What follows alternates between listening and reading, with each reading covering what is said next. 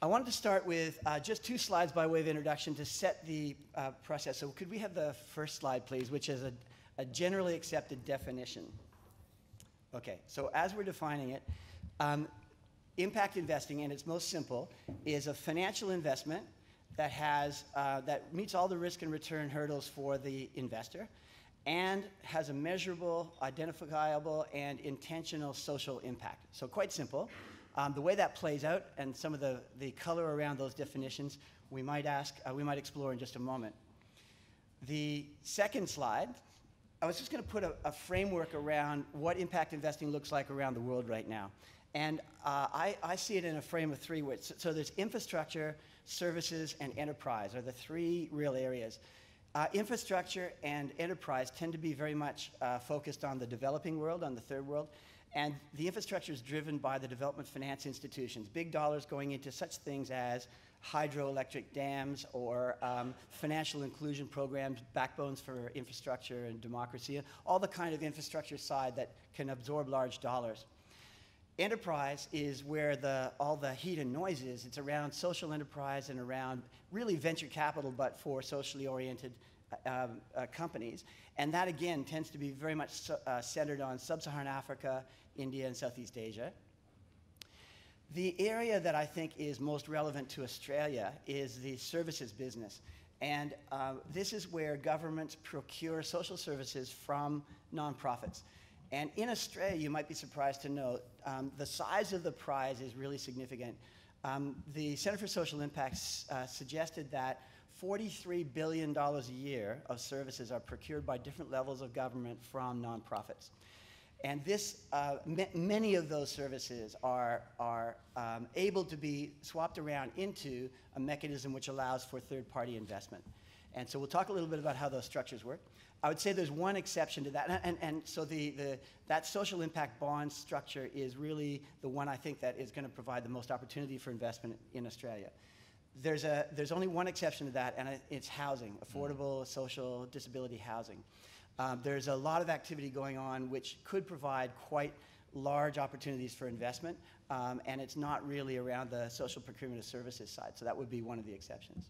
So I might hand over now to Sandy, and how comfortable are you with the definition that I just laid out there, and what are the subtleties that could be drawn out from that? I think that's true at a global level, but there's always local examples to put pay to the definitions. So an interesting one for Queensland, has anyone heard of the Vanguard Laundry? It's a new social enterprise that's being set up in Toowoomba, and they're raising a couple of $1 million, which might fall under the kind of thresholds that you're looking at, but in the social enterprise world, that's a significant play. There's a link there for us between social procurement, the kind of thing that Andrew was talking about there, and social enterprise development. So Vanguard Laundries were approached by St Vincent's Hospital and said, we can give you a 9-year multi-million-dollar contract if you will take on all of our laundry services, because they employ people with mental illness, and they said we're really keen to get those kind of outcomes, and we'll share with you the latest research that we've done on the best equipment. So we will help you set this up, and then we will give you the contract. So that's allowed them to go out and raise a couple of $1 million to get that up and running. So they've got their first contract in, which is for $6 million, but they're now starting to layer that with additional contracts that are coming from other players. So there's that piece, but it's also a good example because we may also be able to bring that offering into a social impact bond. So you will have seen that Queensland's just made an announcement that we're going to do at least 3 social impact bonds in the next, say, 18 months. One on recidivism, one on homelessness, and one on Indigenous, though they could all be the same thing, really, if we wanted. And if you look at the Vanguard example, we're having conversations with corrections because they're looking for employment outcomes for people who are on their way out of prison. And so you could run the laundry inside prisons, and then there's the laundry that they can then go and work at when they leave prison, so they're familiar with the employer and all those kinds of things. But if the prison system also procures laundry services through Vanguard, they'll increase the size of that market, they'll have to grow, they'll be looking for more capital. And so it's this virtuous cycle between social impact bonds, social procurement, social investment into social enterprises. So all these things do come and overlap. But it's true what you were saying about the size of the prize here. We're only seeing half a dozen multi-million-dollar deals in Australia that relate to social enterprise development. The real deals are going to be in social impact bonds and variations of those depending on what kind of working capital that people need. That's a perfect segue.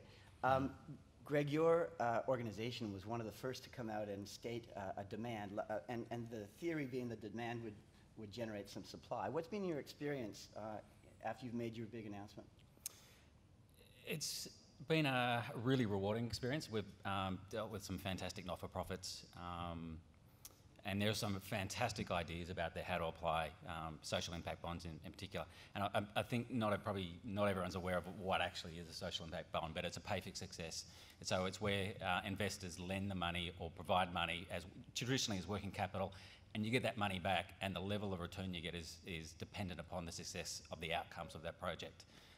So usually there's a government sponsor who's actually sponsoring the project, but there's a number of service providers. So we've been dealing a lot with service providers or not-for-profits to actually get a feel for what some of the causes are out there.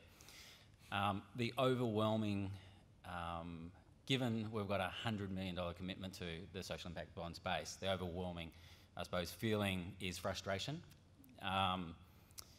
We've got the capital. There are plenty of good causes out there. I think governments are moving very, very slowly into this space, and given the fiscal constraints on governments at the moment, you'd think they'd be moving a little bit quicker, particularly as they've got $43 billion in procurement. You'd think there'd be a real urgency to it. Urgency is not something I'd use to describe on a federal or a state-based, particularly in Australia. Globally, looking a little bit more globally, and again, QBE invests globally. 65% of our funds are offshore. Again, so we're not necessarily a domestic investor or a global investor in that we're investing on behalf of 48 different balance sheets, actually. UK is a little bit further advanced, where they have actually they've identified causes and actually isolated money from treasury assets. So there are definite, I suppose, urgency there to provide some of those social outcomes. In the US, it's a very regional and community-based approach. So there is quite a large groundswell that's happening there across a number of causes like early childhood development, reduction in teen pregnancy, drug and alcohol, homelessness. So there's a fair bit moving around the world at the moment, and also in emerging market countries as well. So generally speaking, it's been a little bit frustrating. We've been at this for best part of 18 months now. In the social impact bond space, we've probably only put $500,000 away of $100 million, so that gives you an idea of some of the frustration. But I'm actually relatively confident that particularly out of the US and the UK over the next 6 to 9 months, that we might see, $20, $25, $30 million come out in some of those social impact bond space. Well, thank you, Greg. Anthony, it jumps to mind that there are significant challenges for super funds of any real size to get involved in this. So what are the challenges that you see, and how have you, as a manager of a super fund, taken this on board? Yes, indeed, Andrew. I think the challenge always relates to two things, really. Accessing opportunity. Where are they? How do we find out about them? Where do we source the opportunity? And then secondly, the scale consideration, which inevitably must be part of it, because typically when we give a manager a mandate, it's going to be $50 million, because it becomes inefficient for us to have multiple tiny mandates in terms of the custody and the due diligence that we have to do with them, particularly in an increasingly regulated prudential environment. But really the sourcing of it is the issue, and I'm not going to mention the individual by name, but there's a leading asset consultant in the room. And my appeal to the asset consultants in the room is... Come on, mention them, no. Yeah, no, Fiona, you don't mind being embarrassed, do you? No. So I think I'd appeal to the asset consultants, when you hear about this stuff, if you do hear about it, bring it to us, because it's really hard when we're sitting in the engine room of a superannuation fund, knowing what's out there in the marketplace. We love the space conceptually, as long as, of course, all of the investment boxes are ticked. The first criterion, of course, has to be, is it a good investment? Is it going to enrich our members in retirement? Is it going to give us good returns? Our venture into this space so far has been extraordinarily successful. We funded Uniting Care, Newpin social program in Sydney a couple of years ago, or one of the investors in that. The first year we got 7% on that bond. This last year we got 8.9%. That is an absolutely fantastic return for our members, as well as being an incredibly good social investment where Could you just explain, Anthony, what the new PIN bond looks like? Yeah, the new PIN bond, it was set up by Uniting Care with a program to reunite foster children back with their parents. And the more successful they are in doing that, the more the New South Wales government will increase the dividend, because it's a New South Wales government-backed scheme. It's not guaranteed, but it's backed. So clearly for us as an education fund, with many of our members working with children, there was a clear alignment between the investment objective and the social benefit that came out of it. So no-brainer. We had to make sure and do the due diligence that it was going to be a sound investment, and then it's a question of looking at the underlying issue of the bond, the Uniting Church, strong balance sheet, good cash flow, you do a risk assessment and all the like. We'd love more. How do we find it? Actually, Greg, one of the challenges you found is you've decided to go direct rather than through third-party managers at this point. That must be incredibly time-consuming, but I guess it's worth it by way of education for you and your team and things. Why did you make the decision to go direct versus investing in one of the funds that are available? Clearly aware that this session's been, at the moment, very focused on social impact bonds. Social impact bonds, and Sandy and I were talking beforehand, one, it's in its infancy, so it's really an asset class that's developing. And I think one of the decisions we made really early is that we wanted to help grow and facilitate the asset class as an institutional provider of capital. We need to be directly involved. And that, for me, that hasn't changed. Putting money into a particular fund, I don't think is going to help promote that, because we tend to lose a little bit of control. I think the second aspect of it is we've got the skills. I mean, we've got an internal fixed income team, and believe me, a social impact bond is not a fixed income instrument. It's closer to a private equity instrument than it is to a fixed income instrument. And we've got the skills in terms of equity research. So we've got the technical skills to assess, and we've brought in skills from the insurance side to assess more of the social outcome of it as well. So we've kind of rounded that off in terms of our due diligence process. So we made the decision that I think we could have more of an impact in a direct sense than we can in a bottom-up sense. It's not to say that we'd not consider an investment in a fund, and I think one of the things that's become clear to me over the last 18 months or so is that I think a club of institutional investors, and this is a call to the superannuation funds in the room, is that a club of institutional investors could get some of the terms and drive forward some of the initiatives with some of the intermediaries to get some of these things moving quite quickly. So share the due diligence, share the expertise. Yeah, and in the US, that's pretty much the way. People are sharing legal resources, etc., so that they're sharing the cost of, if you like, of doing the due diligence on it. But they're also with a club. You're also able to dictate the terms a little bit more. And I think one of the things there's a phrase: if you've seen one social impact bond, you've seen one social impact bond. They're all completely different. And I think one of the things I would like to see is a little bit more standardisation of terms, notwithstanding the outcomes are going to be very different for every single social impact bond that you look at. The outcomes, the measure, the data is going to be different, but I think the terms, we can see a little bit more standardisation in the terms, and I think that's what institutional investment can bring to the asset class. Sandy, we've got a picture here of an industry in its nascency, in its infancy. You probably are as plugged into anybody in the state government space, which is where lots of this is happening. What's happening under the surface? What are the initiatives that are occurring which eventually will bubble up? So they're everywhere. That's the interesting thing. And once a state government comes out and says we're interested, all the not-for-profits start moving. And so some start moving quickly. So the Uniting Cares, the benevolent societies of the world can move very quickly. Interestingly, the benevolent society is actually playing a role of funding the incubation of new initiatives. So they're not just looking at more bond opportunities, but they're also paying for intermediaries like ourselves to work with other smaller organisations to help them get their programs to scale so they could actually put them into a bond structure. So hats off to Benevolent Society for doing that. And they're also making open use of all the legals and the special purpose entity that was established for the New South Wales one, again to lower the bar.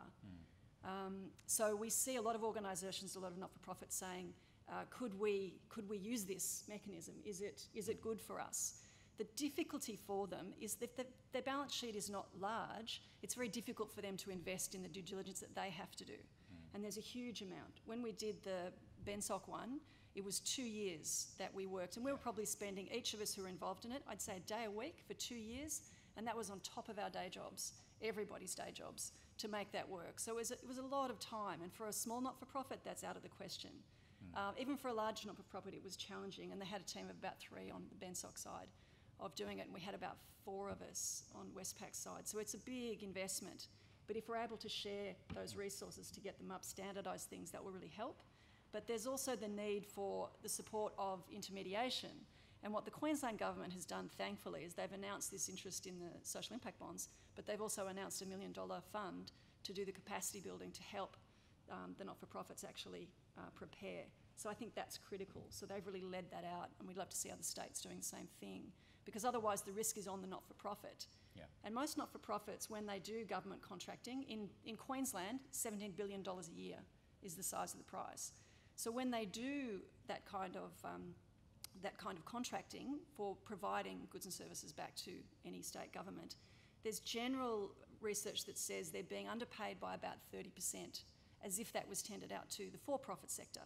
And that is usually made up in lower wages. But what that does is also strip out any the good governance you'd normally like to see, any flesh on the bone to do these kinds of things. So we've actually systematically impoverished the social sector organisations, so they actually can't engage in the way that we'd like them to.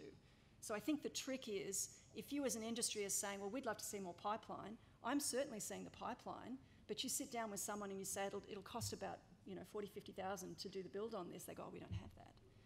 And so if you're going to benefit from it, I'd encourage you to invest in it. So yes, share all the learnings and so on, but follow the lead of the likes of the Queensland Government, follow the leads of the likes of NAB and say, we'll put some money down that's going to invest in the capability build of the sector to respond, because the programs are there.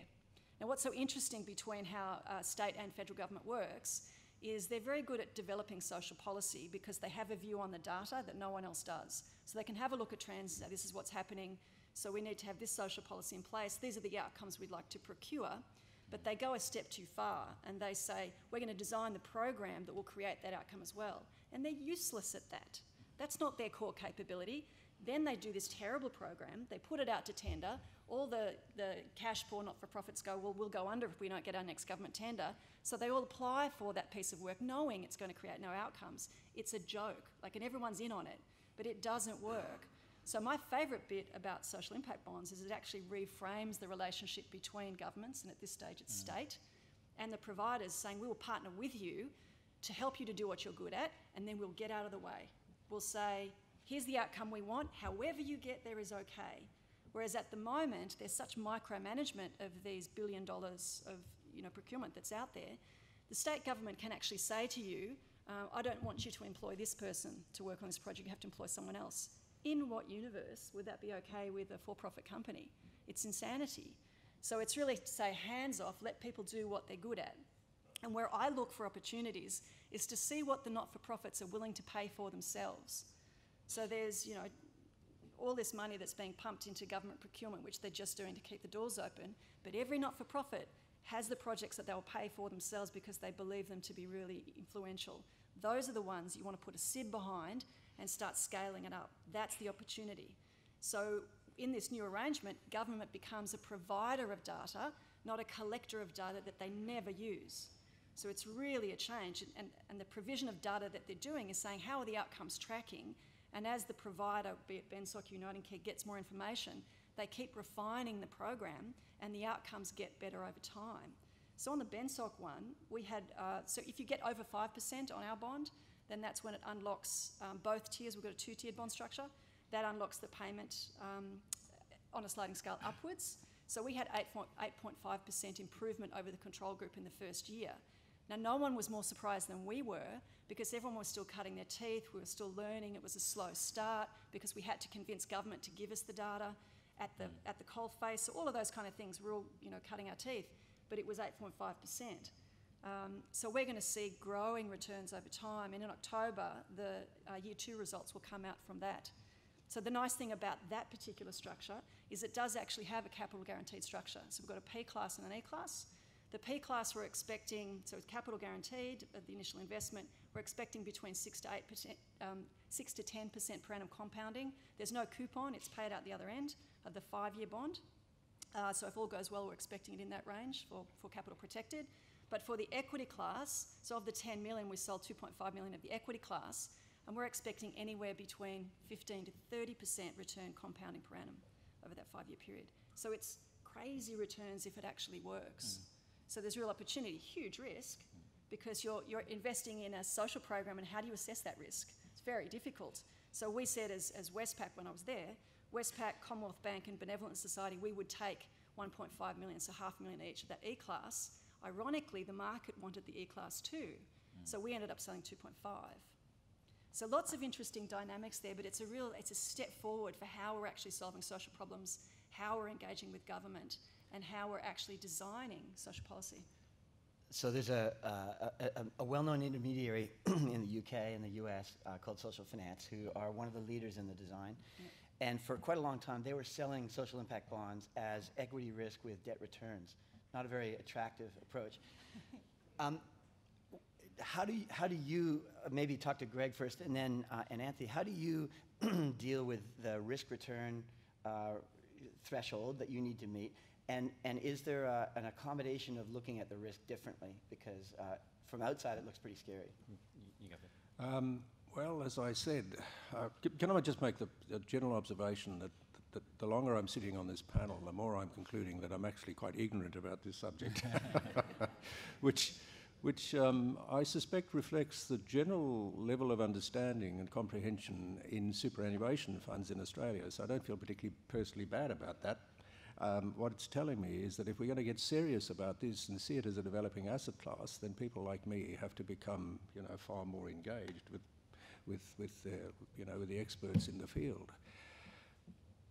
We invest for one reason only, and that is to maximise members' retirement incomes. So we've got to look at risk return. We've got to look at a genuine risk-adjusted and make an assessment of this, and it has to stack up against other opportunities. It to some degree is driven by the allocation. I like Greg's analogy that to some extent it's a sort of a private equity type play. For us, liquidity always is an issue. I think in superannuation fund management it has to be so. But we've also got to look at this and realise that we're talking about a tiny exposure really in the nascent phase. So if as a fund you've got a strong social and ESG emphasis and you've done the due diligence and you've got a reasonable return, or you believe you have a reasonable return, then I would say go ahead, because it makes sense. I see there's a question popped up. May I? Please. May I address that? There's a question come there. Given the need for more schools, both independent and public, across all states in Australia, how can the social infrastructure be funded, and can super funds such as NGS Super be involved? A very interesting question, because only in the last few months I've been engaging with some of our peak bodies in the industry. And here in Queensland alone, there's been a plan developed that forecasts a need for, I think, 25 new independent schools to meet demand. Now, to put it in context, approximately 40% of all school-age children are educated in the independent school system in Australia, 60% public, 40% private, and that of course includes the massive systemic organisations like Catholic Education. But if you accept the premise that Queensland alone needs 25 new independent schools in the next 20 years, and I'm told it costs $50 million from greenfield to final delivery of a product where you open the doors and you can start getting students in, that's $1 billion, billion and a half probably by the time you're finished. Now, we're not big enough to be able to accommodate that. The structure that we would need to set up to deliver that, or to partner with people, and it would probably be a PPP, it would have to be a PPP, would require significant resource and a significant sophistication that we internally simply do not have. So while I look at the opportunity and I think, wow, this is exciting, and there would be an even clearer alignment, because we would be investing back in a sector from which we draw our members, I look at it and say, I need partners in order to proceed this. If I go to my board and say, I want to put $1 billion into funding school infrastructure in Queensland alone, and the opportunity in New South Wales is probably similar, let alone Victoria and the rest of the country, you're probably looking at anything between 5 and 10 billion over the next 10 to 20 years, 25 years. It's a massive opportunity. So we need partners, we need infrastructure, and by that I mean a structure whereby the whole investment opportunity is assessed. There is massive risk in it, because if you're talking greenfield, you're talking about 3 to 5 years to develop before you start getting cash flow. That becomes a private equity call.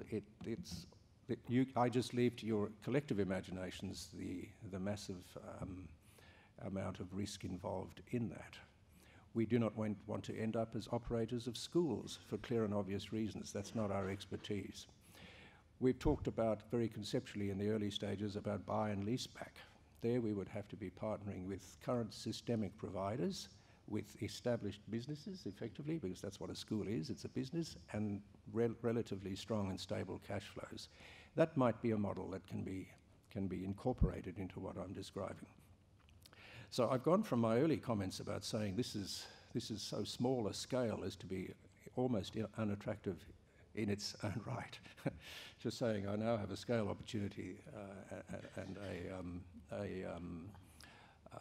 prospect that is just too big for us to handle. Anybody else in the room wants to invest in school infrastructure? Come and see me afterwards.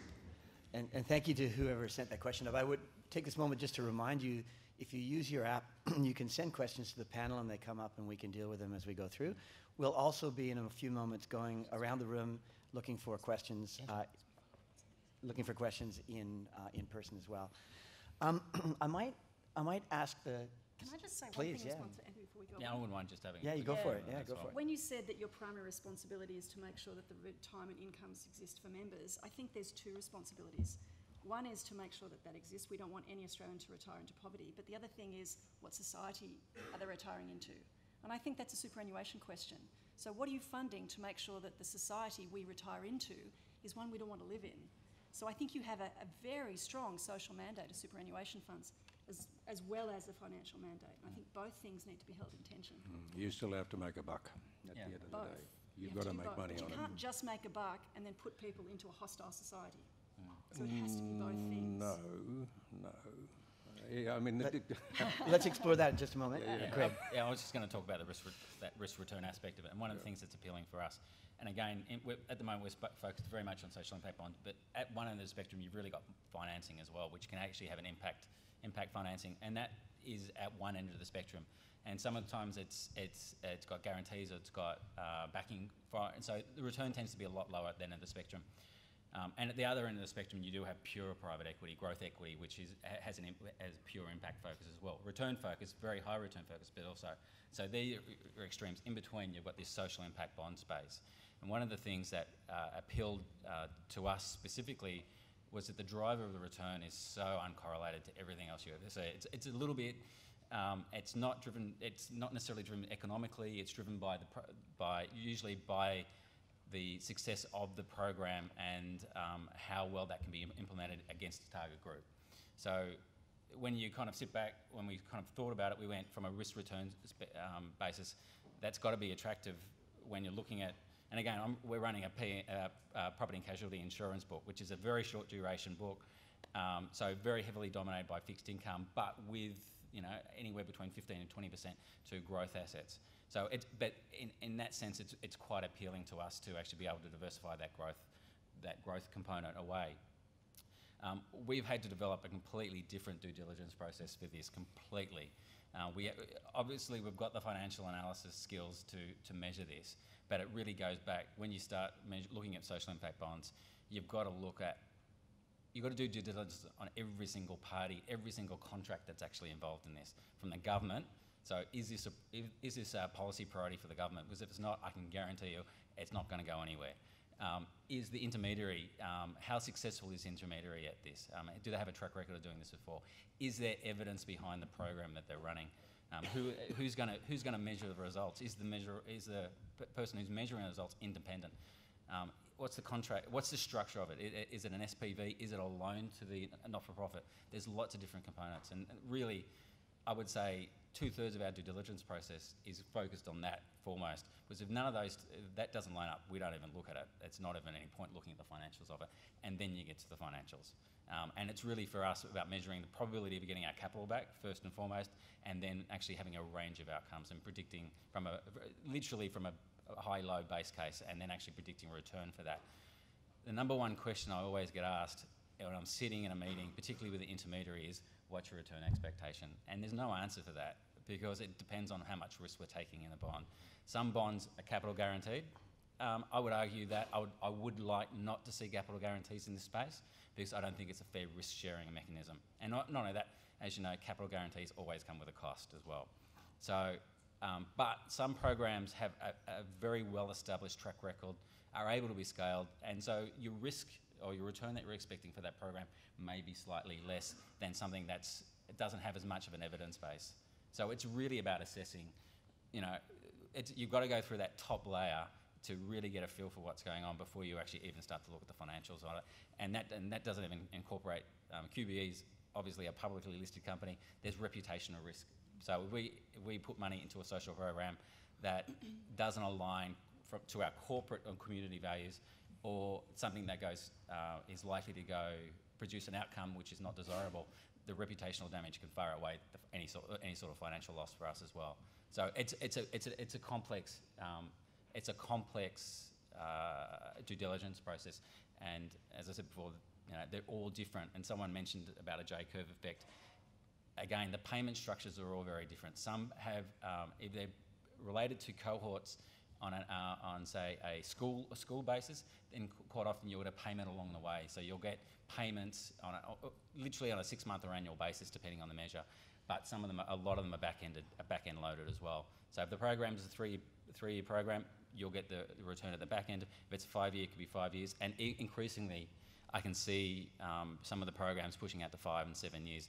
But part of it is working with governments to have measures along the way which can actually start to return, that can actually have returns or capital along the way, so you're not actually really waiting for the finality of the program at the back end. So I'd like to go back to the discussion we began to have and maybe frame it a different way. And I would like to propose, make a proposition which then you'd like you guys to comment on. The question is, why should super funds care about this at all? And if the answer to that is, one, it's inevitable. It may be nascent now, but society accelerates in its adoption of things, from technology to the green movement and all the other things. And on that basis, this is coming. So we need to understand about it. Secondly, in the world of competition by providing member choices or member preferences, how long is it going to be before your members require you to have a social investment box tick alongside a green or accumulation or yield or high growth or any of the other options that you provide? And as wealth transfers over the next 20 years intergenerationally, the vast majority is going to women and millennials. And they have proven adequately that they make decisions very differently. They make hiring and employment decisions differently. They make shopping decisions differently. They're going to make saving and investment decisions differently. So that would be the proposition, and I'm interested in your comment. Can I just comment on it? It's a fascinating question because you would expect, looking at our membership, 60-65% of them work in independent schools. You'd expect them to have very well-developed and strongly developed social consciences, and they probably do. So I'm not criticising the membership. I'm just making an observation about what you'd expect them, how you would expect them to act. But the fact is, if you put aside the 80% of them that are invested in our balanced or diversified option, and they're probably in there because that's the default choice and they're not thinking about it, our socially responsible investment option, our SRI, which has been developed to reflect those sorts of interests, is the smallest option in which members invest. And we have an educated membership, and we talk to them about it, but they vote with their feet. And so we're left with this dilemma that, and I'll give you an example. A couple of years ago, we divested from tobacco. At a member briefing in Melbourne, I got quite aggressively attacked by members in the audience. Why are you leaving money on the table? What is this social conscience nonsense about? We want the best possible retirement outcomes. And then I had to explain some of the social impact of tobacco, particularly in overseas countries, and if you think ITC in particular and their marketing strategy. And when I'd done that, the room calmed down, and I think they understood that it was a good decision on behalf of the trustee, but only after I'd assured them that us withdrawing from tobacco had not compromised their retirement outcomes, that we had found alternative sources of alpha to substitute the tobacco divestment. That is a very important message to give your member once you start taking the high moral ground in this sort of debate. So, you know, I'm sorry to curb the enthusiasm on this, but that's from the coal face. I wonder whether it is the higher moral ground. I wonder whether it's absolutely necessary. I wonder whether we actually have a choice. So I agree with you in terms of the choices that women and millennials are making. The top 25 food companies since 2009 have lost $18 billion worth of business. And where it's going is organic foods. So people are making different choices because now they're really worried about the chemicals that are in their foods and whether that's causing cancer and so on. So we're seeing industries shift. So now Coca-Cola by 2035 wants to be the biggest wellness company in the world because now they've realised Coke actually doesn't coincide with wellness. So they're rethinking what they do. Whether they pull it off is a whole other story, but that's their aspiration. And the question is 2035 too late? I would say, yeah, it's too late. You're going to be out of business by 2025 if you keep pumping that trash out there. So who can Coke become? And so it's a question for all of us. If we do nothing, what happens? So Unilever, Paul Pullman is saying, if we do nothing with our supply chains, we won't be here in 30 years' time. So do we have a choice? So consumers are absolutely making choices, and perhaps not your members, and that's fine. Consumers are absolutely making choices. Those choices will flood into all areas. But the question is, do we have an option? Can we wait? And I don't know that we can. I welcome it personally. I welcome shareholder or investor activism in this. I welcome the whole way in which the debate is being brought forward in society, because what it's going to result in, and it's going to take a while, I suspect a decade or two, but what it will result in is that the more interested people get, the more divest from various unappealing sectors get traction, the more people will become engaged in their superannuation funds, and the more they will start asking exactly what are you investing in. We want to look through to understand what you're investing in. So for us, it can only be a win-win for other reasons, and that is that the more people are engaged in their superannuation, the more likely they are to have glorious retirements. So if it's an increasing awareness in Western society, a drift towards a social conscience, sooner or later that's going to play out in engagement with a super fund, and that's a very good outcome in my view. Greg, do you want to add that? No, I'm just looking at some of the questions. Yeah, and some of them are actually really good. So I think let's talk about housing for a moment. Close to your heart. Well, close to my heart. There are the question is, can the panel talk about social housing? It seems to me that super funds are well placed to own but not operate large-scale public social housing projects. Demand is strong, supply is tight, rents are inflation-linked, the scale is there, and from a risk-return view, it sits between debt and infrastructure. I think it's a great point. Well, I might take just my response, and then you can have a go at it. I think social housing is one aspect that is on the minds and hearts of every government, every state government, and potentially every Commonwealth government now. If you live in Sydney, it's it vies for the front page with the ambulance waiting times and the ramping of people on emergency departments. Housing prices are out of control, and the growth in the rental rates is out of control. And a lot of that's about supply, and some of it's about allocation appropriately. Housing is also really interesting in that this country is one of the few developed countries in the world where residential real estate is not an asset class. Every other developed country, it is an asset class. My personal view is that if we were able to create an asset class by removing some of the impediments, including land tax and some of the other things, then we could allocate large amounts of low-cost, long-term capital from super funds, appropriately allocated, and that supply would help, especially if we only made it available for new projects. That supply would change the supply-demand imbalance a little bit, and I think we'd be able to see a lot different dynamics in housing. There's a very different financial outcome for social housing versus affordable housing. There are other income sources from the NDIA or the NDIS now, and also from Commonwealth Rent Assistance. So housing is a very current, very real topic, and probably, I mean, we see New South Wales pledge $1 billion from its poles and wire sale towards a fund of some description, which keeps changing.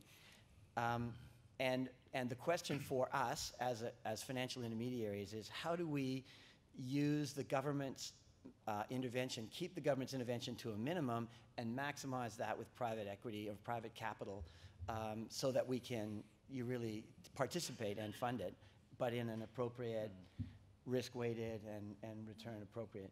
It's inevitable social housing, and it's scalable, and you're starting to see it in the UK.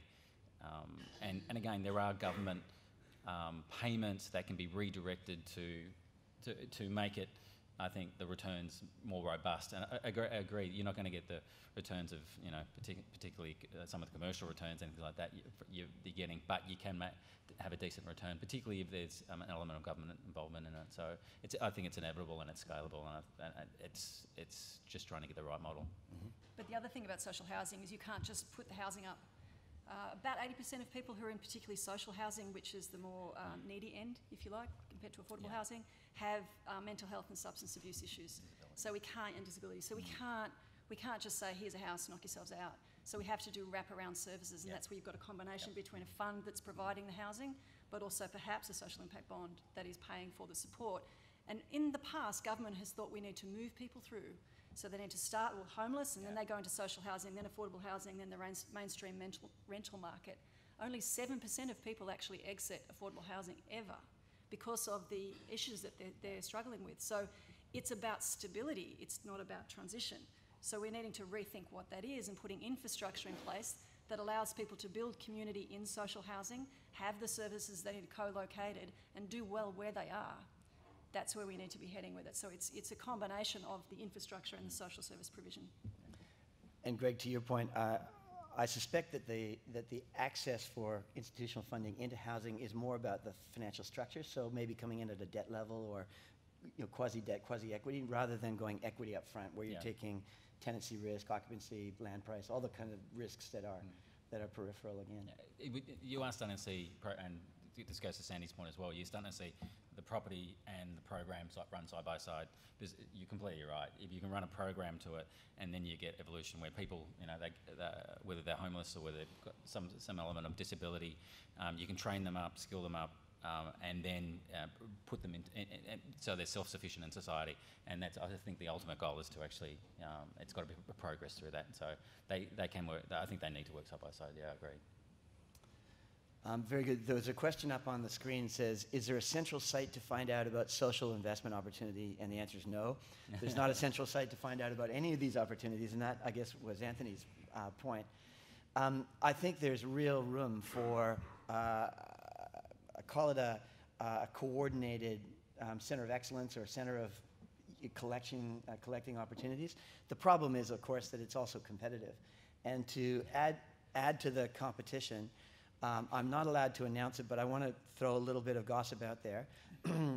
Either today or tomorrow, it's highly likely that an impact investing fund is going to be put out there, announced, with a target of $100 million, funded by a foundation superannuation fund investor for $30 million.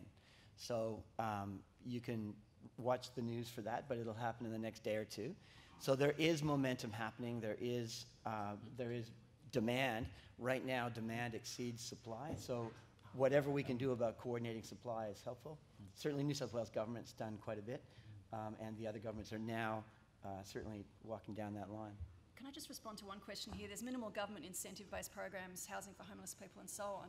It's about understanding the clusters of costs that sit around that. Yeah. So for example, we've got tens of thousands of young people who are in hospitals. Costs between $1,000 and $1,500 a night to have them there. And that's because they can't really go to aged care, and that's not an appropriate thing anyway, but they can't go home either.